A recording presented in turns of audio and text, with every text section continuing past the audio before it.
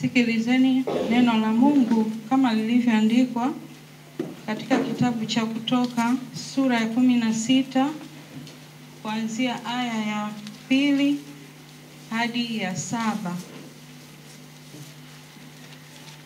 Neno la Mungu linatoka katika kitabu cha Kutoka kama lilivyoandikwa katika kitabu cha Kutoka sura ya 16 mstari wa 2 hadi wa 7. Nitasoma kwa msaada wa Mungu. Na mkutano mzima wa Wanaisraeli ukawanung'unikia Musa na Haruni huko barani.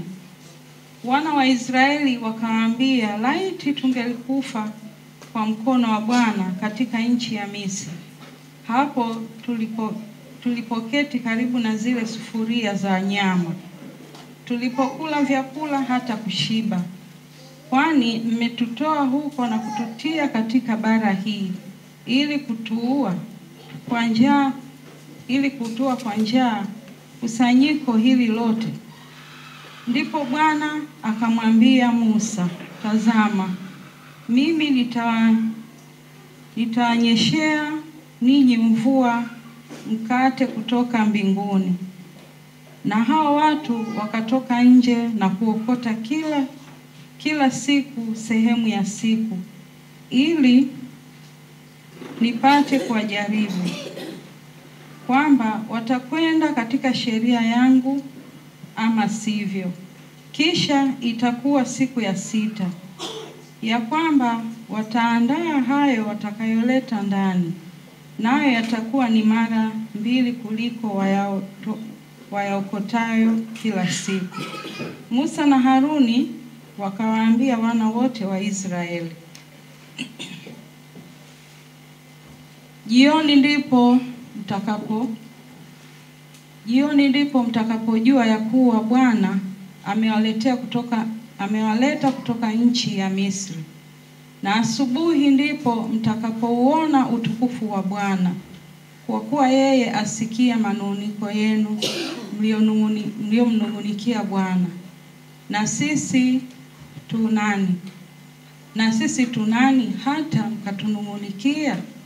Ndilo neno la Bwana. Tumshukuru Mungu. Sikilizeni neno la Mungu kama lilivyoandikwa katika waraka wa Paulo mtume kwa Wagalatia sura ya 4 aya ya 21 hadi ya 31. Niambieni ninyi mnaotaka kuwa chini ya sheria, je, hamuisikii sheria?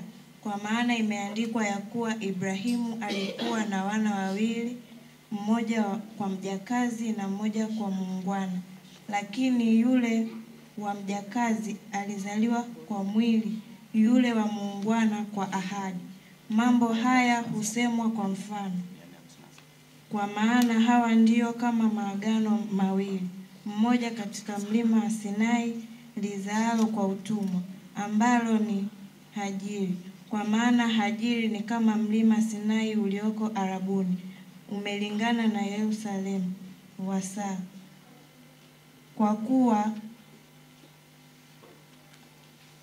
kwa kuwa anatumika pamoja na watoto, bali Yerusalemu wa juu ni muungwana, naye ndiye mama yetu sisi.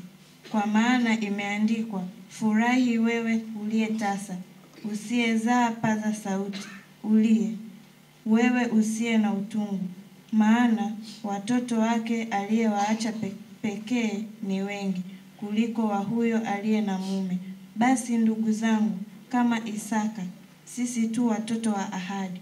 Lakini kama vile siku zile yule aliyezaliwa katika mwili alivyomhudhi yule aliyezaliwa kwa roho, ndivyo alivyo na sasa. Lakini lasemaje andiko? Mfukuze mjakazi na mwanawe, kwa maana mwana wa mjakazi hatarithi kabisa pamoja na mwana wa muungwana.